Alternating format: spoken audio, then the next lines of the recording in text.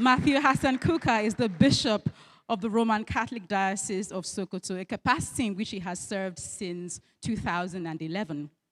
Bishop Kukah is a graduate of philosophy and theology from St. Augustine Major Seminary, Jos, a graduate of the University of Ibadan, and was ordained a Catholic priest in 1976. Bishop Kukah holds a master's degree in peace studies from the University of Bradford, UK, a PhD from the University of London School of Oriental and African Studies. He was also a senior Rhodes Fellow at Oxford University between 2002 and 2003, as well as an Edward Mason Fellow at the Kennedy School of Government, Harvard University. Bishop Kukah has vast years of working experience within the church, in the academia, and as a respected statesman. His duty as a statesman spans several years and administrations in Nigeria with several notable assignments. He is the Pro-Chancellor and Chairman of the Governing Council at Nasarawa State University, Kefi. Please join me with a warm applause as we welcome once again to the platform Nigeria Bishop Matthew Hassan Kukah.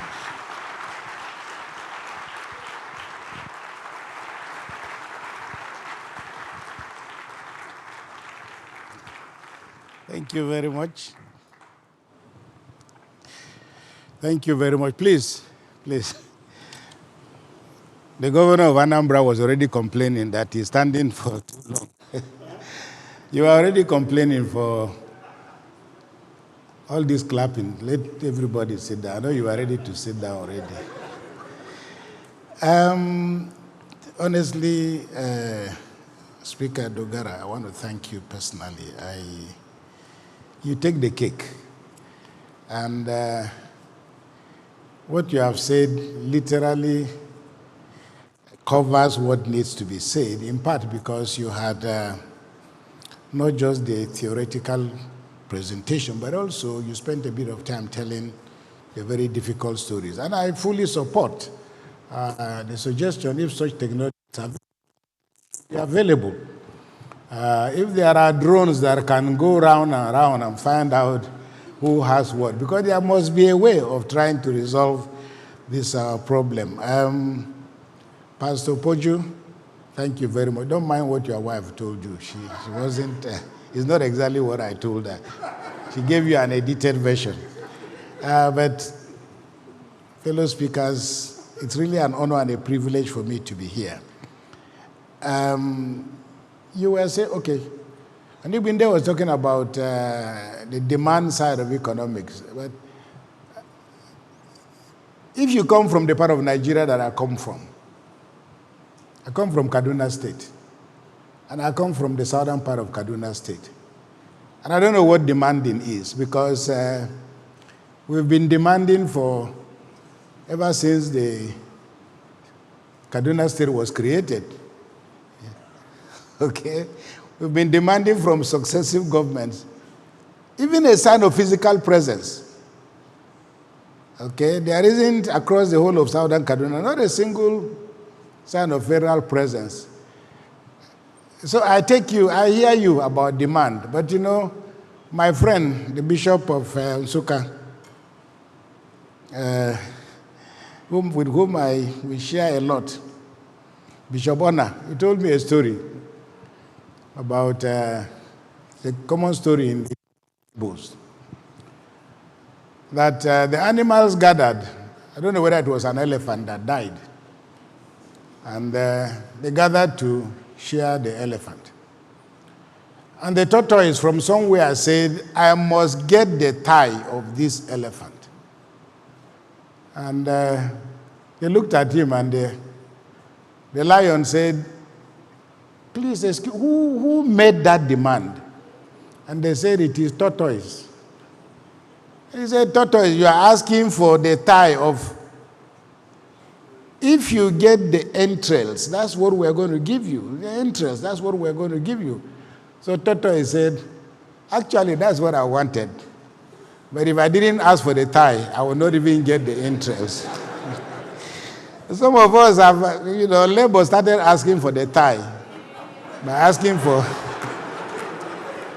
my friends in Labour asked for the thigh. They asked for 1 million naira minimum wage.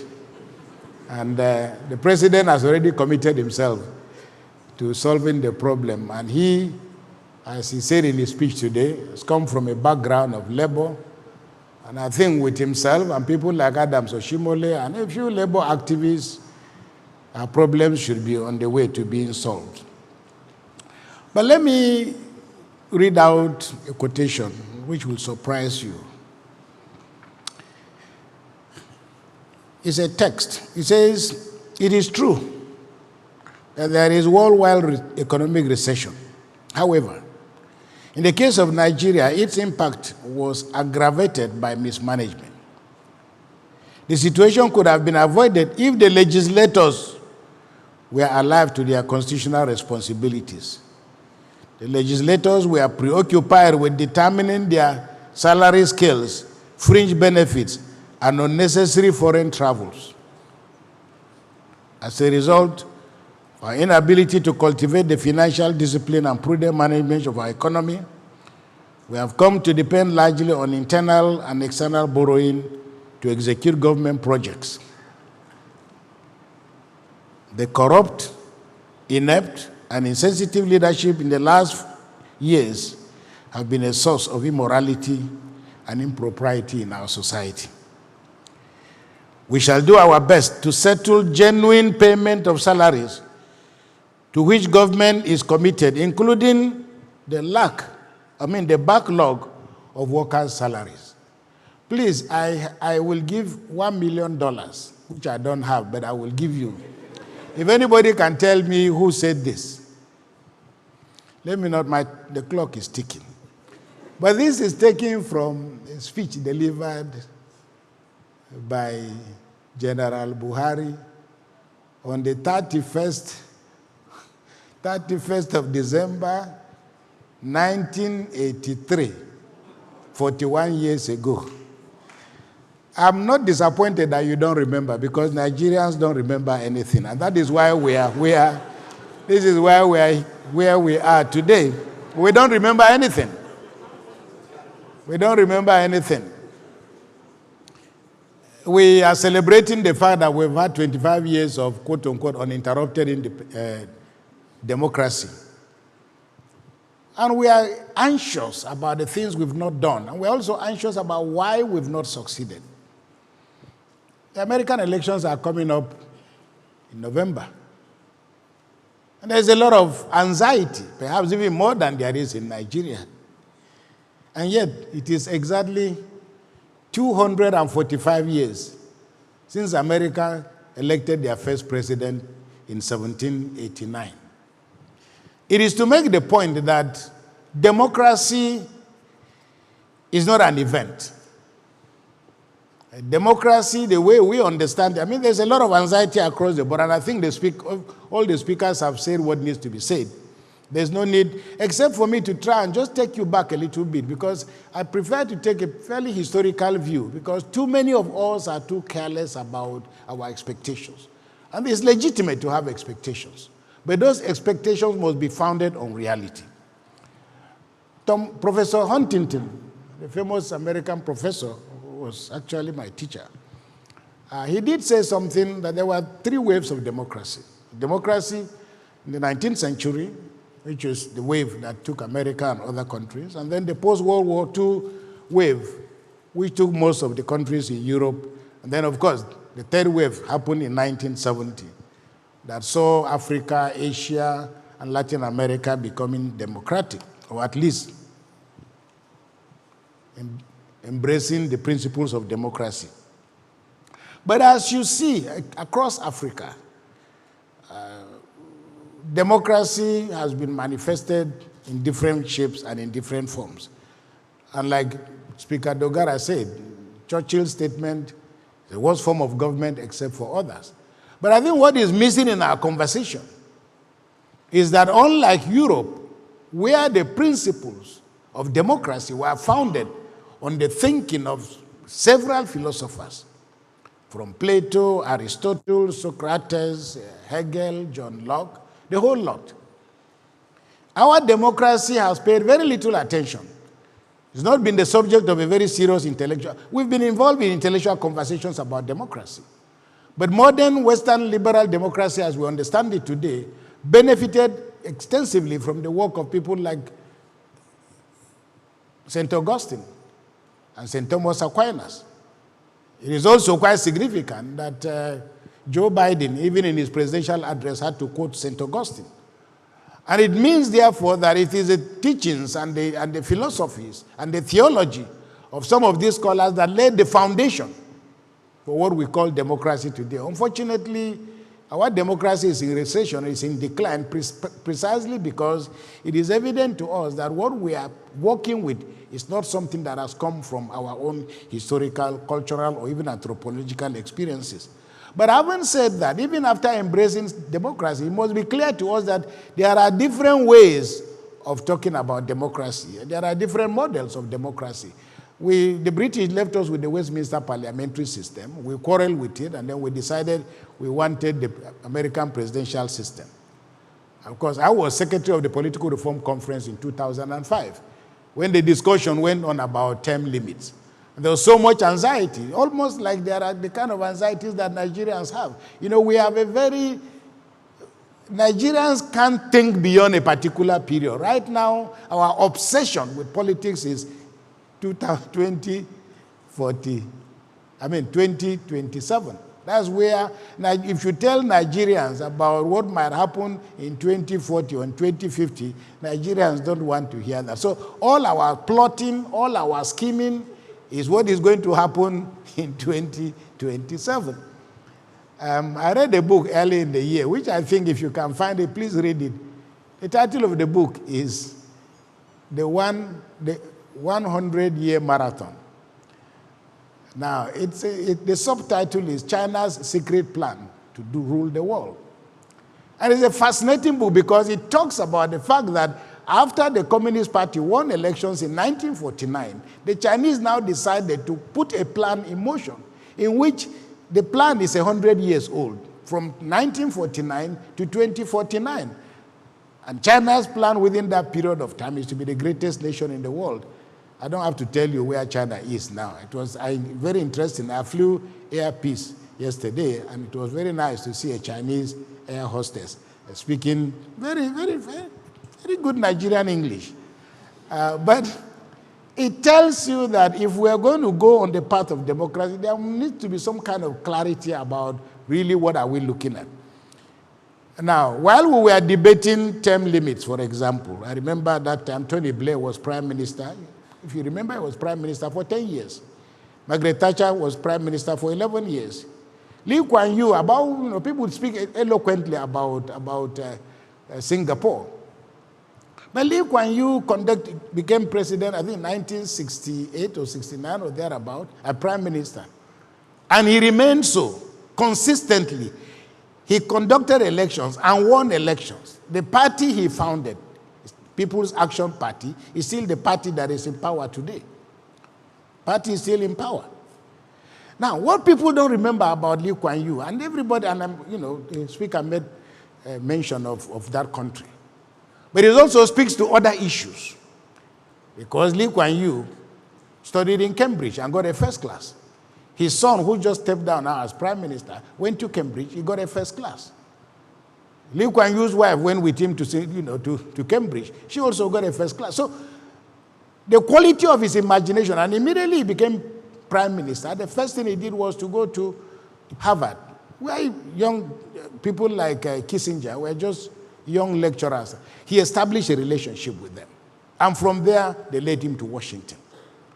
But one of the critical things that Lee Kuan Yew did, which I think should speak to the reason why democracy is failing so badly in Africa and across, I speak of Africa, is that Lee Kuan Yew identified the public service as the most important vehicle of governance. And so if you got a first class in Singapore, you went to the public service. If you did very well, you went to the public service. And he so incentivized civil service that it became the place to go to. So their salaries of civil servants in Singapore was 80% more than what people were getting in the private sector. Now in Nigeria, if somebody wants to marry your daughter and your daughter tells you, the guy I want to marry is working in the ministry. I'm sure you can know that is a no-brainer. It's most likely your prospective father-in-law will look the other way. So it is not so much, and those of you, I'm sure, you know, Fashola, I always like to call you Dr. Fashola. I think you eminently deserve more than that. They will speak to some of those people, those people who have had the experience and the exposure. There is not so much the kind of thing that government wants to do. Every governor, every president is full of good intentions. The question is, what is the quality of the container, the quality of the conveyor belt for carrying the good wishes of government? And because we have a thoroughly corrupt civil service, the result is that no matter the vision, no matter the dream, because we tend to focus on what president is not doing, what governor is not doing, we are forgetting the quality of those who are conveying the intentions of government. So it's to make the point that when somebody like Lee Kuan Yew stayed for that, he conducted elections. He won elections over a 30-year period. Putin is over 20 years president. We don't know when he's going to go. Museveni, we are celebrating 25 years. Museveni has been in power for about 38 years now. He started in 1986. We have no idea when he's going to go. Nigerians are quite shameless, especially the Nigerian elite. I don't know what Nigerians were thinking when they started visiting South Africa for holidays. And they still go to South Africa for holidays. And they probably have houses in South Africa.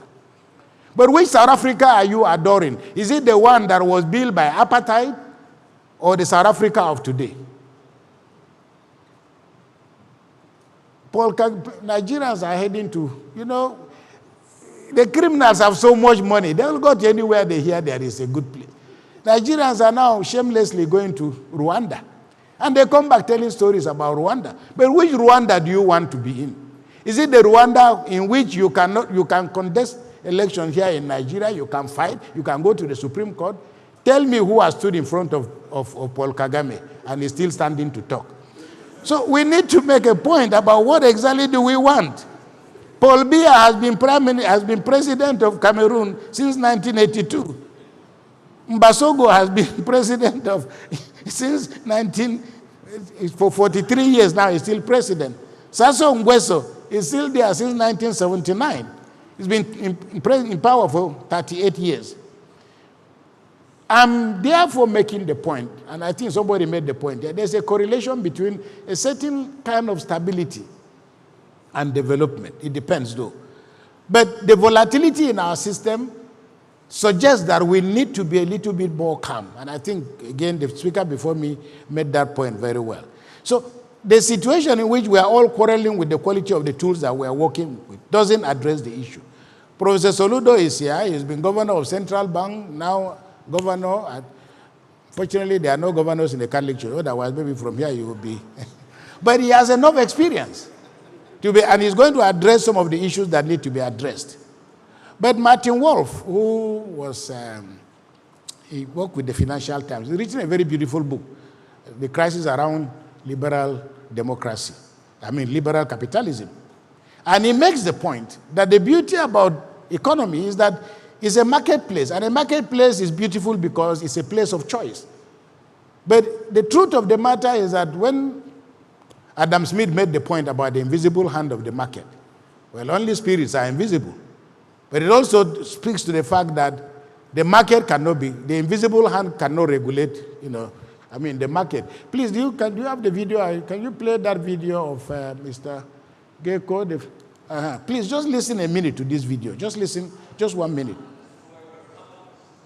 I am a liberator of them. The point is, ladies and gentlemen, that greed, for lack of a better word, is good. Greed is right. Greed works. Greed clarifies, cuts through, and captures the essence of the evolutionary spirit. Greed in all of its forms. Greed for life, for money, for love, knowledge, has marked the upward surge of mankind, and greed, you mark my words, will not only save Teldar paper, but that other malfunctioning corporation called the USA. Thank you very much. I love this video. It's a film called Wall Street. And it speaks about What happens? Because the collapse of the world economy in 2008, it has left very interesting dimension. But one of the very interesting things is that Wall Street, which is really the temple of the world economy of the world, is that after this collapse of the world economy, hundreds, millions of Americans became homeless.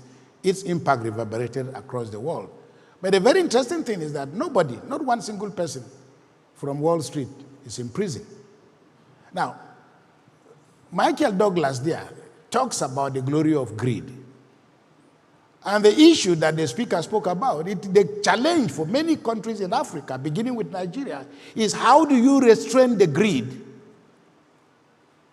of the political elite?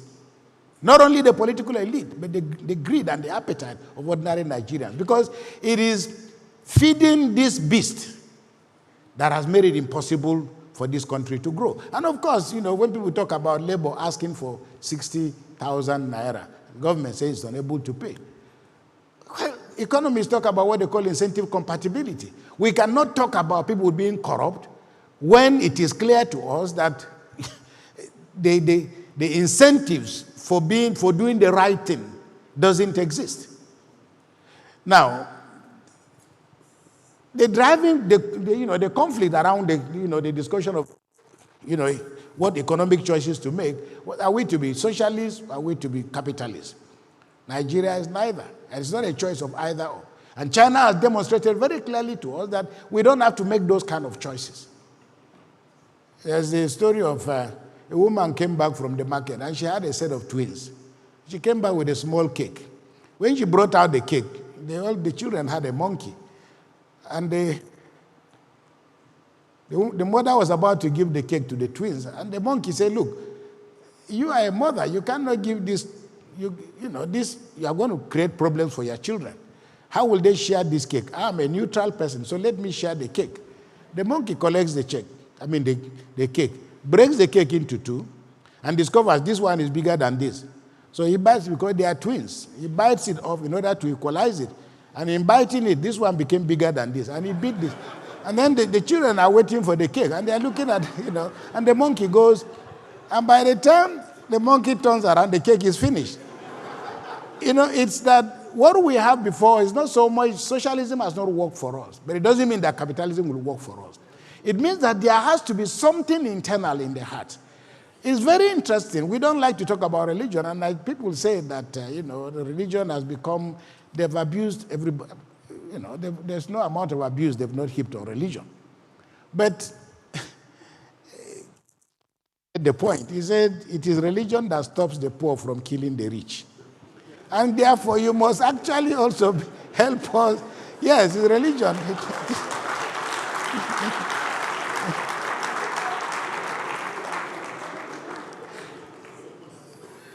What we are talking about, debating about wages now, it is very interesting that Pope Pius XIII, in 1891, let me read out what the Pope was saying at that time. He says, today, working men all over the world are allowed in their demands that they shall in no circumstance be subjected to arbitrary treatment, as though devoid of intelligence and freedom. Working men insist on being treated as human beings with a share in every sector of human society, in the socio-economic sphere, in government, and in the realm of learning and culture. In 1963, Pope Paul VI came out with an encyclical called Pacem in Terris, Peace on Earth. And one of the things he said, which was very interesting, he said, look, quote, it is only by labor of working men that states grow rich. Justice, therefore, demands that the interests of the working classes should be carefully watched over by the administration, so that they who contribute so largely to the advantage of the community may themselves share in the benefits which they create. Nigerians talk about monkey they walk, baboon they chop. The challenge before us is not so much a question of how the market works. The challenge is that the human person in Nigeria must become the thermometer for gauging whether systems are working or not working. And you know, we have provisions in the Nigerian constitution. And I think that the challenge before us, the National Assembly and the government, is to go back to some of I hear the criticisms against the constitution. But there is enough in our constitution to give us the things we are asking for. If you just go through chapter 2 of the constitution, of course, the frame has said that the issues we are asking for there are not justifiable. But they are fundamental as to how Nigeria is going to grow. There are provisions, for example, encouraging us to intermarry, encouraging us to form association, encouraging us about religious freedom. But a lot of these issues are operated by their breaches. So, for example, when you look at the United States of America, when their constitution was made, they didn't anticipate, the constitution was essentially for white men who were rich and with property. But within a 3-year period, by 1865, America realized mistakes had been made. They couldn't have foreseen everything. So the 13th Amendment in 1865 said that there will be no more slavery and nobody should be engaged in forced labor. They tried to make it happen. The 14th Amendment, which followed almost immediately, allowed people now, ordinary America, by just being a citizen of America, common citizenship was established. Were the rights achievable? Maybe not. But a system of inclusion was beginning to develop. The 15th Amendment gave people, including black people, the right to vote. And guess what? All the conversation we're having now about gender and so on and so forth, it didn't start with Nigeria. It's not as if Africans don't like, no. It is that actually, with all these amendments, women still could not vote. Black people could vote in America, but women could not vote, including white women. It was not until the 19th Amendment in 1920 that women were now free to vote. So women have traveled a very long journey. I know you still have a long way to go, but it's important to know how you have come to where you are today. In fact, a writer has said that in reality, American democracy didn't come on stream until 1965. A lot of our women, I hear women say, oh, we want to be like Rwanda. You know, in the Rwandan parliament is full of women. But I say, talk slowly, because the reason why you need to lose many of your husbands as the men died in the Rwandan genocide for women to be, because that's how it came about, you know, that women are so, and of course it's a tactical matter, it's worked very well. But I think it's important to understand that after over 100 years of these provisions, the emergence of an organization called Black Lives Matter suggests very clearly that all the principles enunciated, whether by constitution or the promises of democracy, have to be earned, and I think that this is the point that Onigbinde made very well, by contestation. So Black Lives Matter, despite the promises in 1963, the things that Martin Luther King said in his famous speech, many years later, black people still realize they still have a long way to travel. But what is very interesting in all of this is that we work for so that one generation will be better than this generation. The problem with the Nigerian situation is that we today want to make sure if life is not good for us, then life is not likely to be good at all. So moving forward, and by way of conclusion, is to go back to some of the things that have been articulated here. What does it really mean to be a Nigerian? Irrespective of your economic status. Because I always say these are the things that Chinua Achebe spoke about eloquently, you know, when he spoke about his people.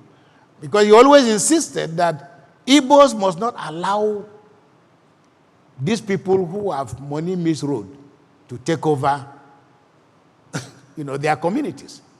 Because the question, when you talk about the elite, Nigerians measure elitism by the size of your house or the size of your car. So it doesn't matter whether you are educated or not educated. I was here in Lagos. I had a wedding in Lagos. And the groom was so well dressed. Beautiful dress. So when we now go through the ritual, said, I, Thomas. I mean, we are finished. Say, I, Thomas. The guy said, I, Thomas. You say, I, Thomas. He said, you say, I, Thomas.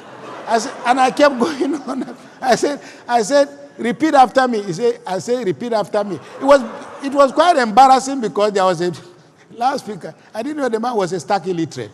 But he was marrying this gorgeous woman who must have married him for whatever reasons, love, if it happens. But at least there were things that were obvious. So I think we must redefine what it is to be a Nigerian. But we must also make sure that the elite claim this argument and claim this space.